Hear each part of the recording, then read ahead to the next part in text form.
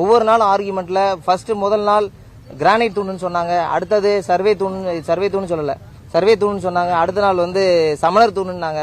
அவங்களுக்கு என்னென்ன தோணுச்சோ, முருகனுக்கு 2 மனைவின்னு கேலி செஞ்சாங்க.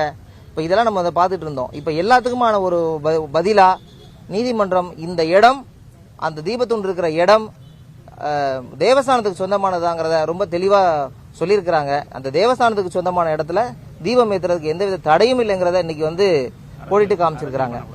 இது முக்கியமா அரசியலும் பண்ணக்கூடாதுன்னு இருக்கிறாங்க. அது முக்கியம். பொது அமைதி. ஆமா, அதாவது பொதுவா ஒரு அரசாங்கம்ங்கிறது ஒரு இரண்டு மக்களுக்குள்ள ஒரு பிரச்சனை வருதுன்னா அந்த பிரச்சனைய சமரசம் பண்ணி முடிஞ்ச அளவுக்கு அமைதிப்படுத்துறதுதான் அதோடைய கடமையை தவிர இதை வந்து கற்பனையா ஒரு பிரச்சனையை உருவாக்கி இதன் மூலமா அரசாங்கம் ஒரு தவறான ஒரு முடிவுகள் எடுக்கக்கூடாதுங்கிறதையும் ஒரு சுட்டி காமிச்சிருக்கிறாங்க.